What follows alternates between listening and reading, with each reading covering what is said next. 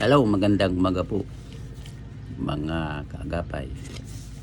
Ayon po sa pagbubulay ng salita ng Diyos, matatagpuan po sa Pahayag 11 talata 18. Ganito po ang sinasabi: dumating na ang panahon ng pagbibigay sa mga propetang lingkod mo. Dakila mat hamak, panahon na upang lipulin mo ang mga naghihirap sa sanlibutan. Tayo po manalangin namin. Diyos, maraming salamat. Ikabayan ng Banal na Espiritu, dapat lang kadagalayan sambahin at pasalamatan sa pangalan ni Jesus. Amen. Ay pamagat, panahon na. Katatapos lamang ng gawain sa maliit na kapilya sa lalawigan ng Bulacan, at habang ang ilang kababaihan ay naghahanda ng tanghalian, ilang mga kapatiran ay nakaupong kasama ko, marahil upang ako ay istimahin. Isang babae ang nagbukas ng usapan. Pastor, luba ng nakakatakot ang panahon ngayon. Paano ito may paliliwanag?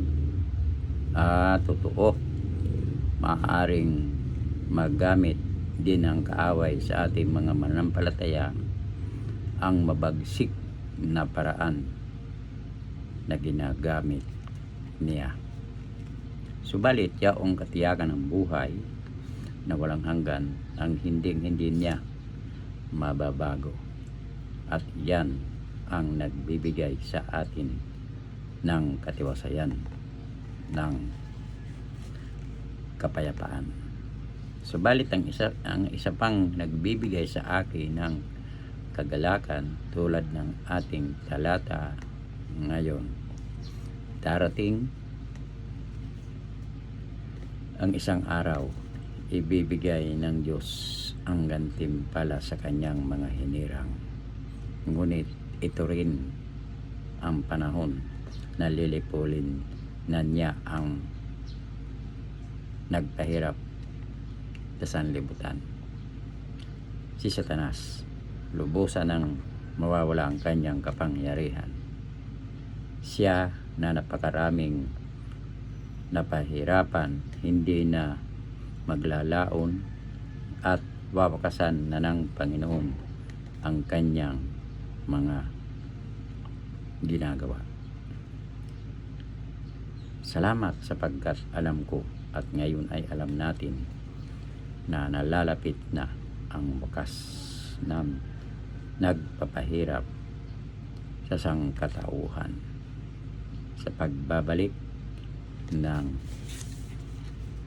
Panginoong Jesus. Tayo po manalangin. Amang Diyos, maraming salamat po sa kaaliwan ng iyong salita. Salamat po sa banal na pag-asa na binigyan mo ng gantimpala ang mga mananampalataya, at wawakasan mo ang kasamaan. Salamat po sa pangalan ni Jesus. Ganon din po ang aking apo na si Chuchay.